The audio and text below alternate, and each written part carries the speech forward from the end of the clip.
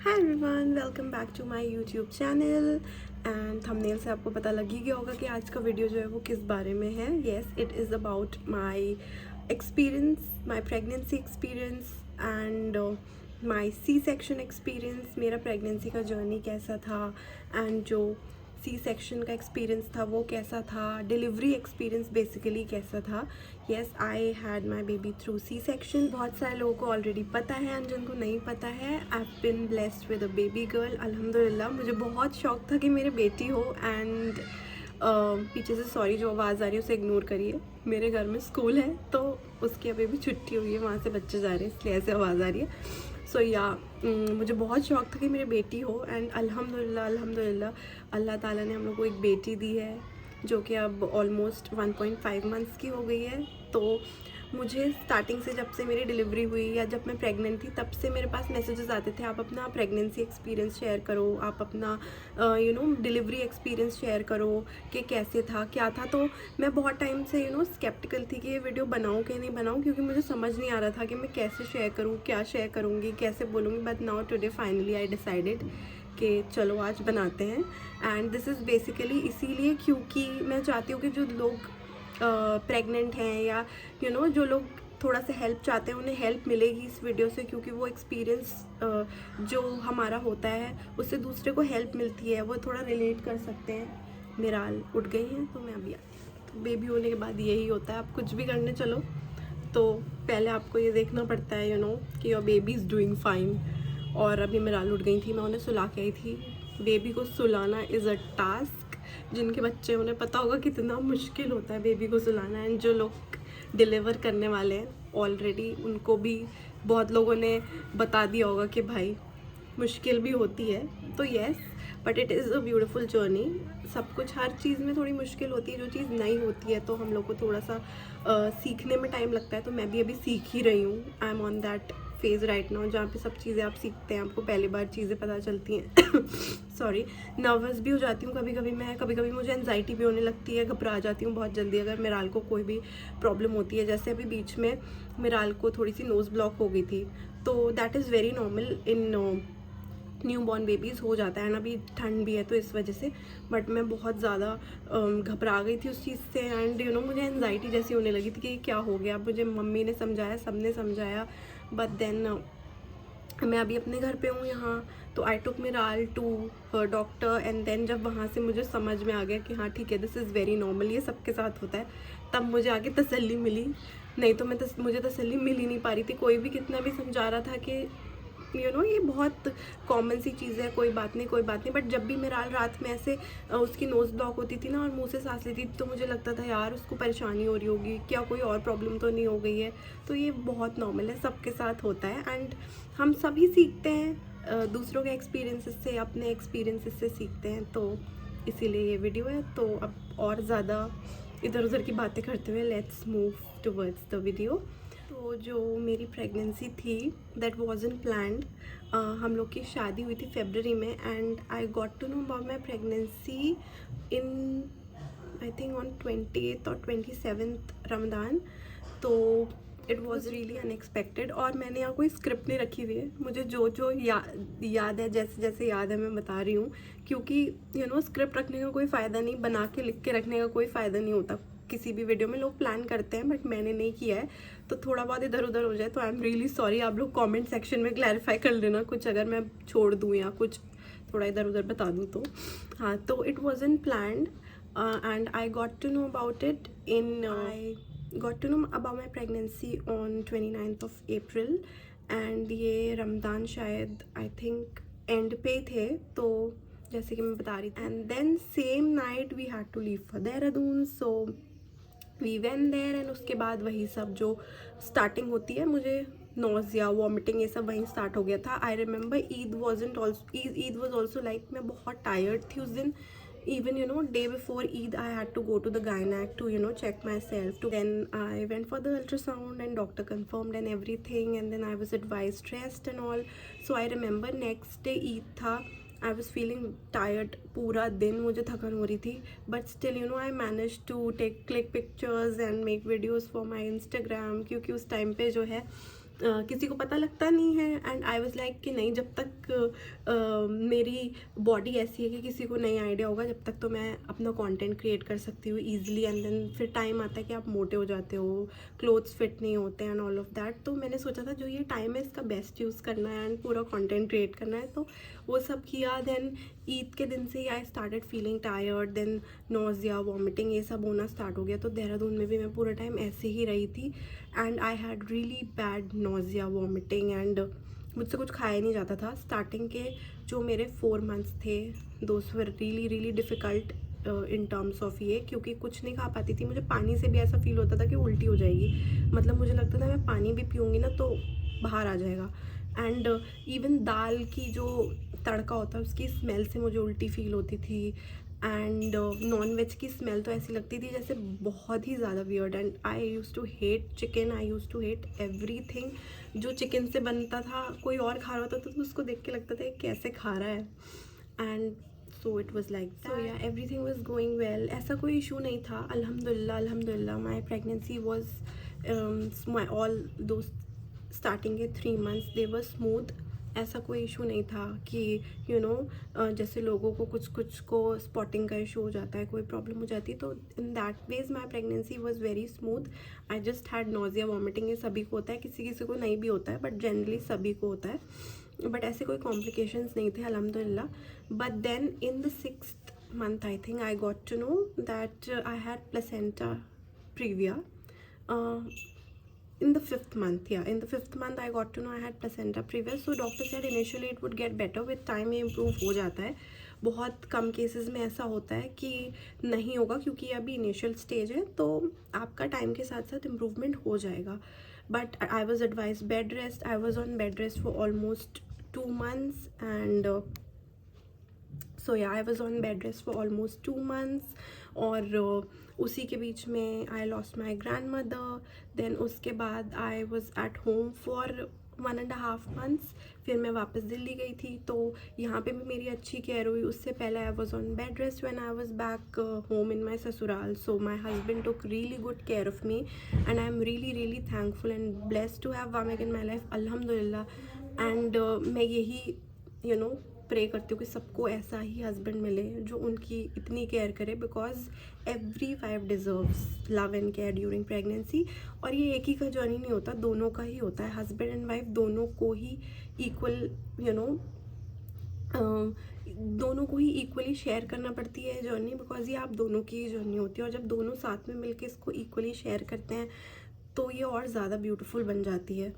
तो yeah, I had placenta previa, then it got fine with time, alhamdulillah.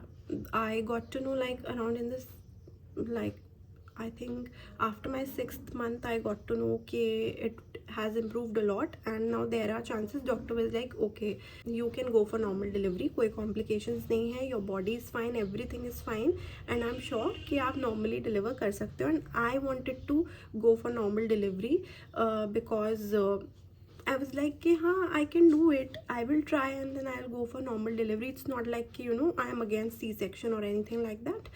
But starting में सब यही सोचते हैं कि you know let's just go for normal delivery. So I was like okay, I will do it. And starting में सच्चाई यही है कि मुझे लग रहा था कि नहीं, I'll just go for C-section directly and I would not like to go for कि normal के लिए try करो and all of that. I will go for C-section. But then eventually I don't know, I made my mind कि नहीं, I can do it. सब करते हैं तो मैं भी कर सकती हूँ, क्यों नहीं कर सकती। I am not weak, I can do it. और मैंने यही चीज़ सोची पूरा प्रेगनेंसी कि हाँ मैं नॉर्मल के लिए ट्राई करूँगी एंड मैं कर सकती हूँ, बिकॉज ऐसा कोई कॉम्प्लिकेशंस नहीं थे। ऑब्वियसली अगर कॉम्प्लिकेशंस हो तो आपको वही करना चाहिए जो आपका डॉक्टर सजेस्ट करे। एंड मेरे केस में ऐसा कुछ नहीं था। मेरा प्लेसेंटा जो था तो प्रीविया जो था वो आते आते आगे, जैसे आई टोल्ड यू कि वो सब ठीक हो गया। तो doctor was like it's completely safe, you can go for normal delivery. तो I wanted to do it that veg.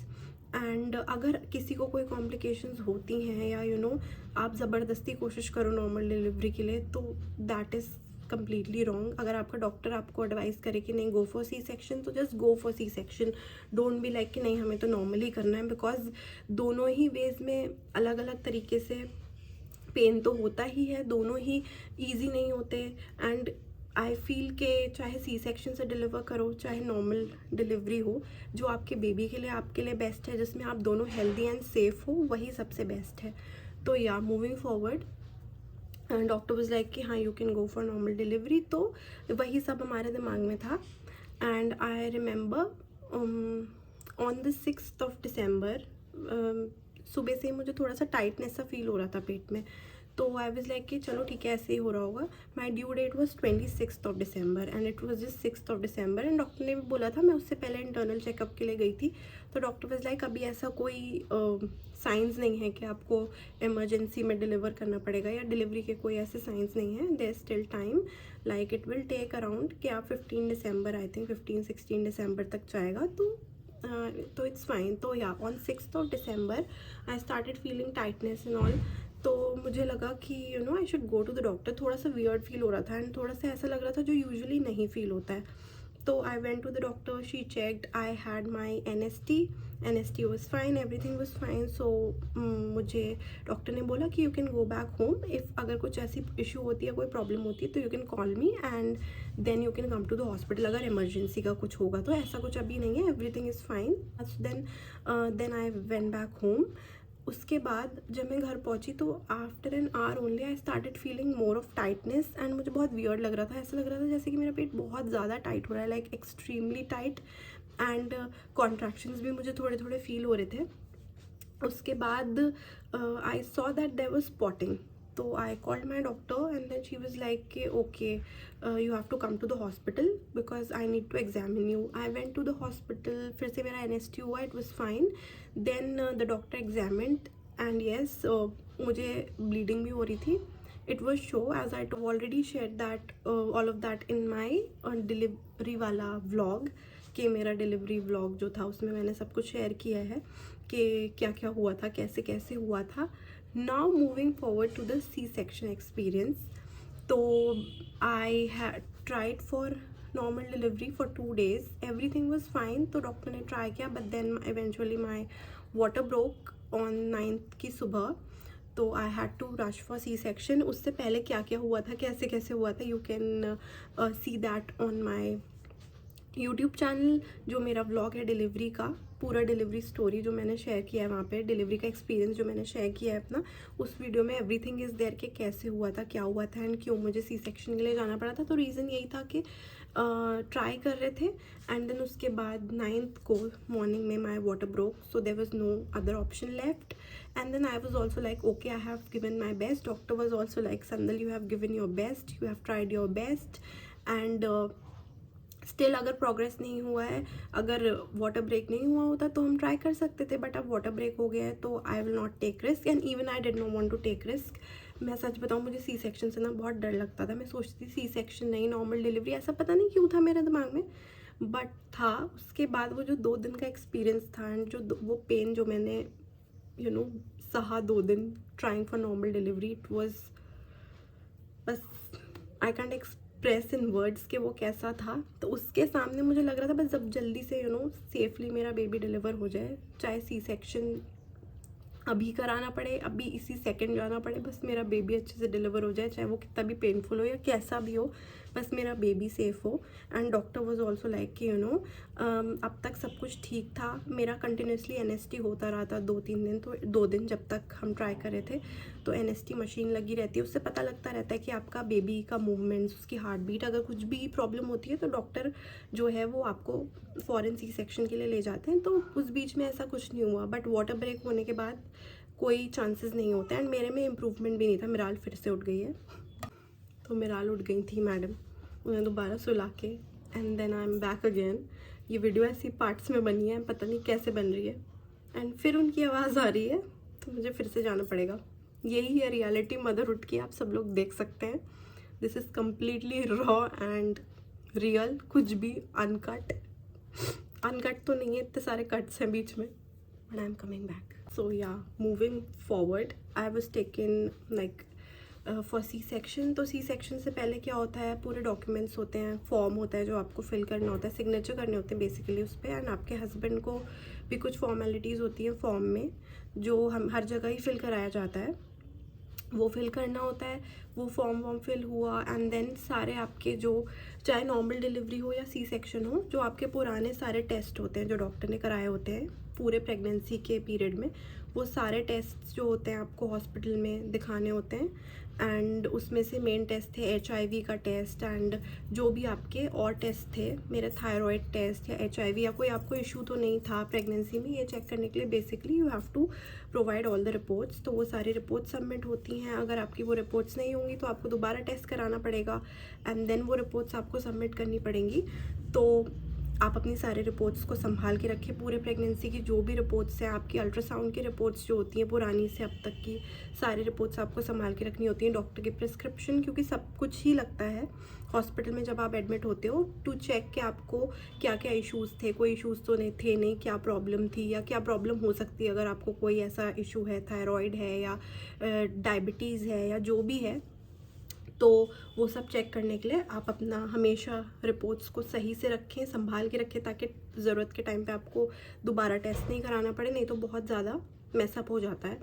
तो हाँ, दैट्स व्हाट। और उसके बाद फिर ये सारी रिपोर्ट्स सब चेक करते हैं। देन आपको, मुझे सुबह से ही बस आई हैड माई ब्रेकफास्ट, तो it was also soft that. Then after that खाना पीना बंद कर देते हैं, you can not have any thing.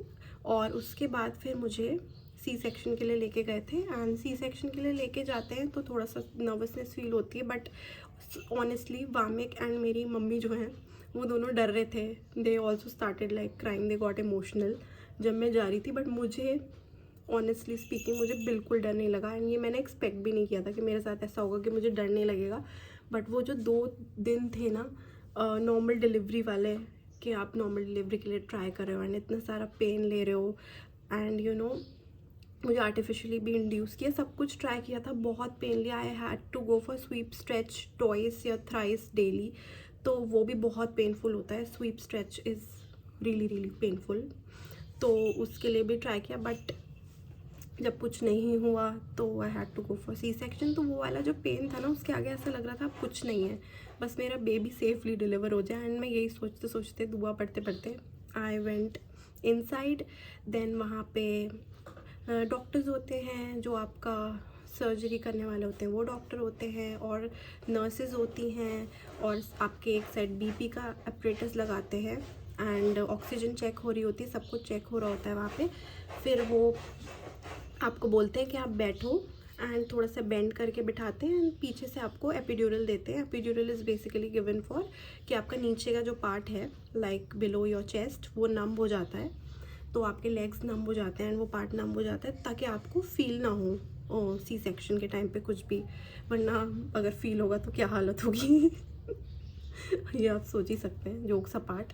तो फिर मेरे एपिड्यूरल लगा एंड एपिड्यूरल के बाद डॉक्टर वाज लाइक कि आपको कुछ फील हो रहा है, तो मैंने बोला कि नहीं, क्योंकि मुझे कुछ फील ही नहीं हो रहा था। उसके कुछ ही सेकंड्स में नम हो गया था। मैंने बहुत सारे केसेस देखे थे जहाँ पे लोगों को एपिड्यूरल जो है वो टाइम लेता है, या किसी किसी के नम भी नहीं होता, नमनेस फील नहीं होता। मुझे ये भी डर था कि कहीं मेरे साथ ऐसा ना हो, बट थैंकफुली ऐसा नहीं हुआ। मेरा जो है बॉडी वो नम हो गई थी थोड़ी देर में, like with in I think 1 minute से भी कम में असर स्टार्ट हो गया था। देन उसके बाद इतना पार्ट आपको जहाँ आप लेटे होते हो उतना पार्ट आपको ऐसे कवर कर देते हैं, कुछ कर्टन जैसा था ग्रीन कलर का जो लगा दिया था ताकि आगे का हमें ना दिखाई दे, वरना बहुत डरावना हो जाएगा ऑनेस्टली। अगर आपको दिख रहा हो कि आपका पेट कट रहा है, खून निकल रहा है एंड ऑल, तो थोड़ा डरावना हो जाता है। तो माई डॉक्टर वाज लाइक कि संदल अभी हम ना सिर्फ क्लीन कर रहे हैं, जब हम स्टार्ट करेंगे तो मैं आपको बता दूँगी। तो I was like okay. Then मैं यही सोच रही थी दिमाग में, बस कहीं ना कहीं मुझे ऐसा लग रहा था कि शायद बोल तो नहीं रही है, खाली ये क्लीन कर रहे हैं इसलिए बोल रही हूँ कि मुझे नर्वसनेस ना फील हो।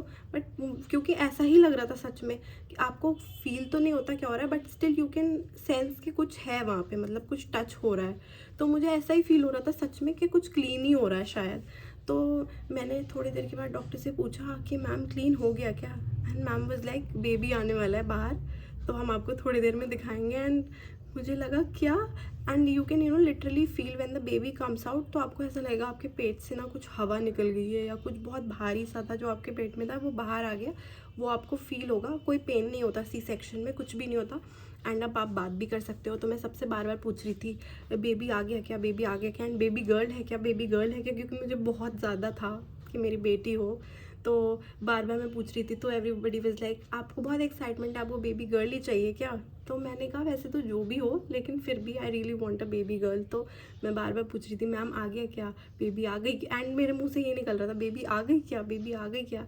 Then after I think within 10 minutes the baby was out and doctor was like the baby is out। तो मैंने पूछा मैम बेबी गर्ल है, बेबी गर्ल है। तो मैम ने बोला हाँ बेबी गर्ल है एंड हम आपको अभी दिखाएंगे। तो then they took Miral out and then they clean her and all, उसका वेट किया एंड देन मुझे दिखाया। तो आई स्टिल रिमेंबर कि मुझे कैसा फील हो रहा था, you know I can't express in words, there were tears in my eyes। I saw Miral, I kissed her and you know थोड़ा body to body skin to skin contact देते हैं baby से आपको। And then उसके बाद they took Miral out and they were like कि अब हम आपके स्टिचेस लगा रहे हैं, स्टिचेस हो जाएंगे उसके बाद we will take you out and you will be in the observation area for at least 2 hours and then उसके बाद we will shift you to your room. तो मेरे स्टिचेस लगने में ज़्यादा टाइम लगा था, बेबी बहुत जल्दी बाहर आ जाता है, स्टिचेस में थोड़ा एक्स्ट्रा टाइम लगता है क्योंकि ऑब्वियसली आपके इतने सारे लेयर्स को स्टिच करना होता है। देन स्टिचेस लग गए, उसके बाद I was taken to the observation area. वहाँ पे मेरे लेग्स के एरिया में हीटर लगा दिया गया था, तो उससे मुझे बहुत कंफर्टेबल फील हो रहा था। उस वक्त तक कोई पेन नहीं फील हो रहा था। 2 घंटे मुझे ऑब्जर्वेशन एरिया में रखा, उसी बीच में मिराल को क्लीन करके एंड ड्रेसअप करके लेके आए थे टू फीड। तो मैंने मिराल को फीड किया एंड अल्हम्दुलिल्लाह मिराल ने बहुत अच्छे से फीड भी किया था। Then they took her bag and they were like कि हम उसको थोड़ी देर ऑब्जर्वेशन में रखेंगे in the nursery and then जब हम आपको नीचे भेजेंगे तो उसको भी नीचे भेज देंगे। तो बेबी की कुछ चीज़ें टेस्ट होती हैं, जैसे कि जॉइंडिस तो नहीं है, ये सब चीज़ें टेस्ट होती हैं। अल्हम्दुलिल्लाह मिराल वाज फाइन, माइनर सा जॉइंडिस आया था उसको, तो डॉक्टर ने कहा इट इज़ वेरी माइनर, ये टाइम के साथ ठीक हो जाता है ना, आप फीड करो बस, और कोई मेडिकेशन की ज़रूरत नहीं है इसके लिए। देन 2 घंटे के बाद मुझे शिफ्ट कर दिया था। ये माहिन के खांसने की आवाज़ है, इससे मिराल भी डर जाती है एंड ये माहिन बाहर खांस रहा है, यहाँ तक आवाज़ आ रही है। तो 2 घंटे के लिए मैं ऑब्जर्वेशन एरिया में थी, देन मुझे नीचे शिफ्ट कर दिया रूम में। तो फिर मुझे 2 hours के बाद नीचे रूम में शिफ्ट कर दिया। मिराल को भी उसी वक्त ले आए थे and then after that again वही बेबी को फीड करना होता है। उसके बाद आपको पेन किलर्स दे दिए जाते हैं क्योंकि 2 hours हो जाते हैं। ऑनेस्टली मुझे बहुत ज़्यादा पेन फील नहीं हुआ था 2 hours के बाद भी, हल्का हल्का फील हो रहा था बट इतना नहीं था कि मुझे जैसे लगता था कि बहुत अनबेरेबल पेन होगा शायद जब यू नो इसका असर एपिड्यूरल का ख़त्म होगा तो बहुत अनबेरेबल पेन होगा एकदम से, ऐसा नहीं था। वो ऑलरेडी आपको की बॉडी को प्रिपेयर करके रखते हैं, पेन किलर्स दिए जाते हैं। तो मुझे भी पेन किलर लगा एंड देन उसके बाद उससे आपका को पेन फील होता है, ये नहीं कि एकदम पूरा ही पेन चला जाएगा पेन किलर से, बट बेरेबल होता है, ऐसा नहीं है कि आपको बहुत पेन होगा। एंड सी सेक्शन जो है that is very smooth and you know very easy. Normal delivery में उस टाइम पे आपको सारा पेन फील करना होता है, नॉर्मल डिलीवरी का जो प्रोसेस था वो भी मैंने पूरा फील किया है। You know I took all the pain and it was really really tough. तो कंपैरेटिवली मुझे लगा कि नॉर्मल डिलीवरी से ज़्यादा सी सेक्शन का प्रोसेस जो है वो ईजी होता है क्योंकि आपकी बॉडी नम होती है एंड आपको कुछ फील नहीं हो रहा होता उस टाइम पे। एंड नॉर्मल डिलीवरी के बाद हीलिंग में ज़्यादा टाइम नहीं लगता। सी सेक्शन के बाद आफ्टर इफ़ेक्ट्स जो होते हैं वो थोड़े से यू नो पेनफुल होता है। सी सेक्शन के बाद सब कुछ करना, खड़े होने में थोड़ा पेन होगा एंड चलने में थोड़ी सी दिक्कत होती है। 1-2 हफ्ते एटलीस्ट आपको यू नो 14 days लगते हैं स्टिचेस को इतना हील होने में कि आपको पेन होना कम फील हो, वरना चलने में पेन होता है। फिर उसके बाद सुबह में मुझे ब्रेकफास्ट मिला था एंड रात को पानी पीने दिया था, पानी पीने के लिए अलाउ कर दिया था बट कुछ खाने के लिए नहीं देते हैं।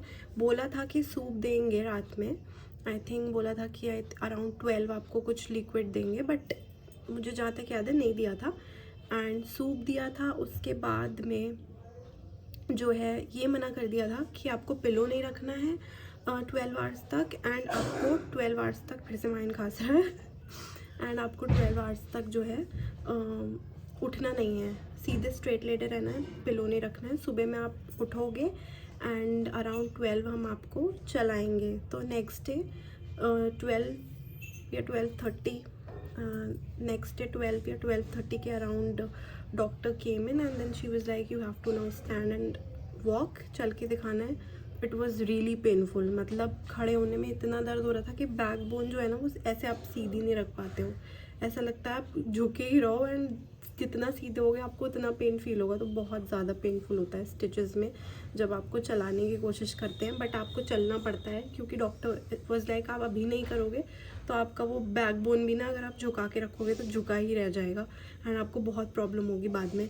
तो इस वक्त की जो दर्द है वो आपको बाद में हीलिंग में ईज़ करेगी। अगर आप नहीं मूव करोगे तो आपको हीलिंग में उतनी ही प्रॉब्लम होती है। तो देन मैं खड़ी हुई एंड बहुत पेन हुआ चल के दिखाने में। ऐसा लग रहा था कि क्या मतलब जैसे कि कोई टेस्ट हो रहा है, बट देन उन्होंने मुझे मोटिवेट किया कि नहीं आप करो, खड़े हो। तो आई वॉज ऑल्सो लाइक कि अभी नहीं किया तो बेबी, एंड मुझे बहुत एक्साइटमेंट थी। मैंने रात से ही ना मिराल को हटने नहीं दिया था अपने पास से, मैं कॉट में भी नहीं जाने दे रही थी उससे। मैं कह रही थी नहीं मेरे पास ही रखो, मेरे पास ही रखो। तो मुझे था यार मैं जितनी जल्दी स्ट्रेट होंगी, जितनी जल्दी खड़ी होंगी, मूव कर पाऊँगी, मैं मिराल को उतना ही गोद में ले पाऊँगी। तो then yes it was painful. उसके बाद आपका यूरिन बैग निकाल देते हैं, तब तक यूरिन बैग लगा था। सुबह में यूरिन बैग निकाला। So when I went to the washroom, urine pass करने में बहुत मैं बता नहीं सकती, बहुत ज़्यादा पेन हुआ था, बहुत ज़्यादा पेन। इतना पेन हुआ था कि मैं गई एंड मैं ऐसे ही वापस आ गई। मैंने कहा नहीं मुझसे नहीं हो पाएगा। मुझे बहुत डर लग रहा था कि दोबारा जब जाना होगा, क्योंकि डॉक्टर ने कहा था you have to pass your urine. अब क्योंकि अगर आप नई कोशिश करोगे, अगर पेन भी हो रहा है तो वो स्टार्टिंग में होगा, क्योंकि थोड़ा सा यूटीआई जैसा हो जाता है डिलीवरी के बाद, और वो अंदर पाइप लगा होता है यूरिन बैग का, तो उससे भी थोड़ा सा पेन फील होता है उसके वजह से। Then I think after 2 hours उसके बाद दोबारा I went, and then urine pass करने में बहुत पेन हुआ। It was really painful. It was really painful. बहुत पेन हुआ यूरिन पास करने में, and I don't know it was in my case only या सबको होता है। वैसे डॉक्टर ने कहा था कि सबके साथ होता है। ये होता है कि थोड़ा सा यूटीआई जैसा हो जाता है, किसी को नहीं भी होता, बट मुझे बहुत पेन हो रहा था। बट जब एक बार आप यूरिन पास कर लेते हो उसके बाद आप दोबारा जाओगे तो उतना पेन फील नहीं होगा, फिर नॉर्मल हो जाता है हल्के हल्के। बट हाँ वही कि चीज़ें करने में थोड़ा प्रॉब्लम होती है 14 डेज़ तक। तो जब हीलिंग चलती है उतनी वाली कि आपके स्टिचेस इतने हील हो जाए कि आप थोड़ा स्ट्रेट हो सको ईजिली, उसमें 14-15 डेज़ लगते हैं। उसके बाद ही आपको थोड़ा ईज़ फील होता है सीधा चलने में, एंड स्टिचेस में वो पेन नहीं होगा, वरना तब तक रहता है। तो तब तक थोड़ा रेस्ट ही एडवाइस करा था डॉक्टर ने। बोला था कि आप मूव करो, लेकिन इतना भी नहीं कि अपनी बॉडी को एग्जॉस्ट कर दो, चले ही जा रहे हो। एंड मैंने जो है जिस दिन मुझे पहली बार खड़ा किया था एंड बोला था चलने के लिए, उसके बाद से आई रिमेंबर कि मैं बहुत कम लेटती थी एंड ज़्यादातर बैठती थी या चलती थी मिराल को गोद में उठा के हॉस्पिटल में। इतने दिन से एडमिट रहे I was admitted on 6th and then 9th को मिराल हुई। एंड उस प्रोसेस में जो आप हॉस्पिटल में एडमिट रहते हो ना, मरीज़ वाली फीलिंग आती है, उससे इंसान ऊब जाता है लेटने से। तो मेरे साथ भी वही हुआ था कि मैं बिल्कुल ऊब गई थी। मुझे लगता था भाई प्लीज़ अब उठने दो, चलने दो, कोई कुछ मत बोलो। तो आई स्टार्टेड वॉकिंग, एंड उस चीज़ ने मुझे हेल्प भी करी कि मेरे स्टिचेस जो थे वो ज़्यादा जल्दी हील हुए हैं, एंड ईज़िली मुझे सारी चीज़ें करने में अब आसानी है। 1 महीने से ज़्यादा हो गया अब तो, बट 15 डेज़ के बाद ही मुझे पेन हल्का होना फ़ील हो गया था। होता था पेन, स्टिचेस को आप टच करते हो तो अब तो वो एरिया ऐसा थोड़ा नम लगता है, क्योंकि आई थिंक वो जो आपकी नर्व्स होती हैं उसको एक्टिव होने में थोड़ा टाइम लगता है, तो इसलिए। बट हाँ मेरे 15 डेज़ के बाद से मैं स्ट्रेट बैठने लगी थी एंड स्ट्रेट चलने लगी थी। उतना पेन नहीं होता था, होता है हल्के हल्के, वो भी चला जाता है टाइम के साथ। 40 डेज़ तो आपको पूरे हीलिंग प्रोसेस में लगते ही हैं, जो कंप्लीट हीलिंग होती है, क्योंकि स्टिचेस बाहर से हील हो जाते हैं बट इंटरनली हील होने के लिए टाइम लगता है। मैं पता नहीं बाहर देख रही हूँ क्योंकि मेरे पीछे जो है ना खिड़की है, उससे बाहर जो जो हो रहा है मैं वो भी देख रही हूँ, तो कभी कभी मैं कैमरा पे फोकस नहीं कर रही हूँ, आई एम सो सॉरी। तो हाँ ये था। फिर नेक्स्ट डे पे ये सब हुआ। उसके बाद जो है मिराल का हियरिंग टेस्ट हुआ था, वो सारी चीज़ें जो हैं वो मेरे व्लॉग में है, वो आप देख सकते हो डिलीवरी वाले में। एंड देन मुझे 3rd डे पे डिस्चार्ज कर दिया था। तो नेक्स्ट डे से 12 PM के बाद से मुझे खाने पीने के लिए भी सब कुछ दे रहे थे, वही जो नॉर्मल डाइट होती है वो आने लगी थी। एंड मेरी मीठा बंद था प्रेगनेंसी के लास्ट ट्राइमेस्टर में, क्योंकि मुझे जेस्टेशनल डायबिटीज़ का इशू हो गया था, थोड़ा मेरा गड़बड़ आ जाता था जो शुगर लेवल था, उसकी वजह से मैम ने मीठा बंद कर दिया था। बट देन जब पोस्ट प्रेगनेंसी सब नॉर्मल पे आ गया, एंड मैम ने बता भी दिया था कि पोस्ट प्रेगनेंसी जैसे डिलीवरी होगी आपकी, उसके बाद से आप नॉर्मली मीठा जो भी खाते हो खा सकते हो, उसमें कोई इशू नहीं है। तो वो वैसे ही स्टार्ट हो गया था, वरना मुझे शुगर फ्री मिल रहा था सब कुछ, तो उससे भी इरिटेशन हो रही थी क्योंकि आई रियली लव मीठा। And then I was discharge on the 3rd day. उसके बाद मैम ने मुझे बुलाया था आई थिंक 1 वीक के या कुछ 4-5 दिन के बाद रेगुलर चेकअप के लिए, उसके लिए बुलाते हैं। देन आपकी ड्रेसिंग हटाई जाती है जो स्टिचेस पे होती है। स्टिचेस पे जो है ड्रेसिंग जो हुई होती है वो वाटर प्रूफ होती है, तो मैम ने कहा था you can take bath, you can do everything, but बस ये है कि स्टिचेस को थोड़ा सा टच कम करना है। एंड अगर आप नहाने जाओ तो यूज़ अ चेयर, नीचे नहीं बैठना है, एंड ऐसी चीज़ें नहीं करनी है जिससे स्टिचेस पे स्ट्रेस पड़े या आपकी बॉडी पे स्ट्रेस पड़े, नहीं तो स्टिचेस टूटने का भी कभी कभी डर रहता है, जो अब खैर नहीं होता है इतना, क्योंकि अब तो टेक्नोलॉजी बहुत एडवांस हो गई है। एंड पहले बहुत होते थे केसेस के स्टिचेस पक जाते थे, स्टिचेस टूट जाते थे, तो अगर आप ध्यान नहीं रखोगे तो अभी भी कुछ ना कुछ ऐसी कॉम्प्लिकेशंस हो सकती हैं, तो आप ध्यान ही रखो तो वो ज़्यादा अच्छा है। एंड यस, खाने पीने में मुझसे बोला था कि आप अवॉइड करो कि आप ज़्यादा मिर्चों की चीज़ ना खाओ, तली हुई चीज़ें ना खाओ। इन दोनों चीज़ों के अलावा यू कैन हैव एवरीथिंग, जो हेल्दी एंड अच्छी चीज़ें वो खा सकते हो। ज़्यादा तली हुई एंड मिर्च की चीज़ खाने से मुझे मना किया था, क्योंकि उससे स्टिचेस पे भी असर पड़ता है एंड आपकी जो स्टूल है आपको कॉन्स्टिपेशन हो सकता है, एंड कॉन्स्टिपेशन हो जाती है, मुझे भी हो गई थी डिलीवरी के बाद कॉन्स्टिपेशन, तो उसके लिए थोड़ा ध्यान रखना पड़ता है। कॉन्स्टिपेशन के लिए जो है डॉक्टर आपको मेडिसिन प्रिस्क्राइब करके देते हैं कि अगर आपको प्रॉब्लम हो, कॉन्स्टिपेशन हो, तो आप मेडिसिन कौन से ले सकते हो कॉन्स्टिपेशन में, वो काफ़ी हेल्प करता है। स्टिचेस के लिए ऑइंटमेंट दिया जाता है, जो कि तब दिया जाता है जब आपकी ड्रेसिंग हट जाती है। मैं फर्स्ट बार मैम को दिखाने गई थी, तब मेरी ड्रेसिंग चेंज होके वाटरप्रूफ ड्रेसिंग लगाई थी। फिर उसके बाद सेकंड अपॉइंटमेंट में उसे रिमूव कर दिया था, एंड देन मैम ने एक ऑइंटमेंट दी थी लगाने के लिए, जो स्टिचेस पे लगानी थी। तो वाटरप्रूफ ड्रेसिंग जो होती है उसमें आपको कोई प्रॉब्लम नहीं होता, जैसे मैंने बताया आप नहा भी सकते हो, पानी नहीं जाता है उसमें। एंड बाकी जो है आपको रेगुलर अपने डॉक्टर से टच में रहना होता है, कि अगर आपको कोई प्रॉब्लम फील हो रही है, कोई इशू हो रहा है, तो आप अपने डॉक्टर को फ़ौरन इन्फॉर्म करो एंड बता दो कि आपको ये प्रॉब्लम हो रही है, ऐसा ऐसे हो रहा है, तो उसके अकॉर्डिंग डॉक्टर आपकी हेल्प कर देते हैं। So this was about my C-section experience. I hope कि आप लोग के लिए हेल्पफुल होगा, आप लोग को पसंद आया होगा वीडियो। एंड जो अगर मैं कुछ भूल गई हूँ तो you can obviously mention in the comment section, आप वहाँ पूछ सकते हो, मैं आपकी क्वेरीज जो आंसर कर सकती हूँ वो वहाँ कर दूँगी। And again I am not an expert, I just shared my experience, तो थोड़ी बहुत इधर उधर कुछ हो गया हो तो I am really sorry. And if you like the video please like, share and subscribe to my channel, and see you in the next video. Until then, take care.